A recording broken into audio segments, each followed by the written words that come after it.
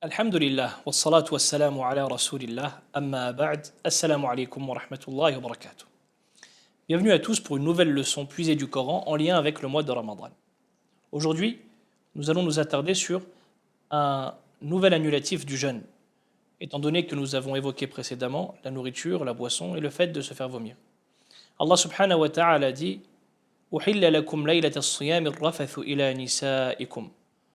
Il vous est permis durant les nuits de jeûne d'avoir des rapports avec vos femmes. Ar-rafath, tel qu'il est évoqué dans le verset, indique les rapports intimes, les rapports sexuels avec les épouses, et cela est conforme à ce qui est venu dans la sunna. Lorsqu'un homme est parti voir le prophète sallallahu alayhi wa sallam, il lui a dit Halaktu ya Rasulallah, j'ai péri ô messager d'Allah. Le prophète sallallahu alayhi wa sallam dit Wa ma ahlakak.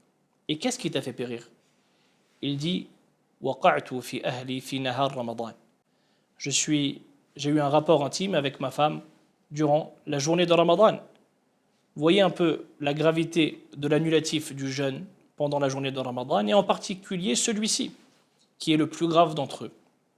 Il dit J'ai péri, et le prophète sallallahu alayhi wa sallam lui a dit Qu'est-ce qui t'a fait périr? Il a eu un rapport intime avec son épouse. Et le prophète sallallahu alayhi wa sallam ne l'a pas repris sur cette parole qu'il a dite lorsqu'il a dit qu'il avait péri. Il a même dit après, est-ce que tu peux libérer un esclave?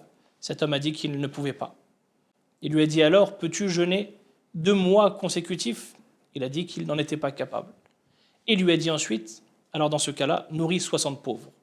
Cet annulatif du jeûne pendant la journée de Ramadan est le plus important des annulatifs et le plus grave d'entre eux. Il est le seul qui implique une expiation. Et quelle expiation? Libérer un esclave, ou bien si on ne peut pas, jeûner 2 mois consécutifs, ou si on ne peut pas, nourrir 60 pauvres, ce qui montre la gravité de cet annulatif. Ar-rafath, tel qu'il est évoqué dans le verset, comme on l'a dit, évoque les rapports intimes, mais aussi les contacts charnels et les introductions aux rapports intimes avec son épouse.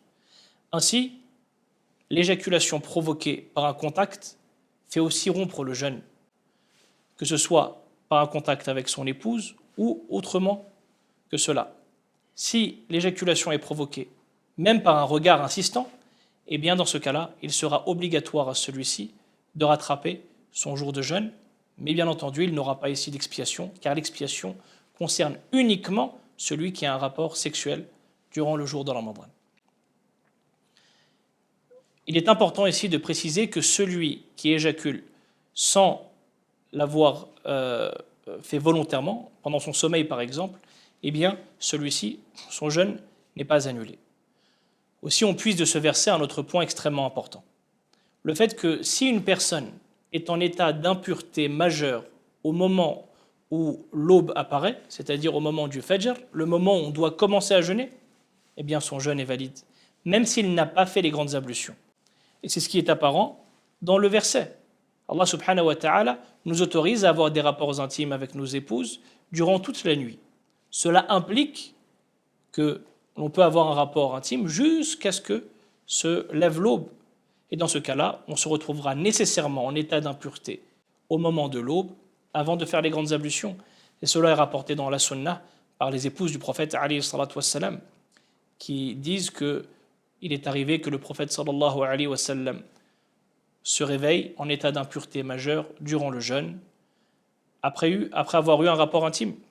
Et malgré cela, il faisait les grandes ablutions après l'aube et il faisait ensuite la prière.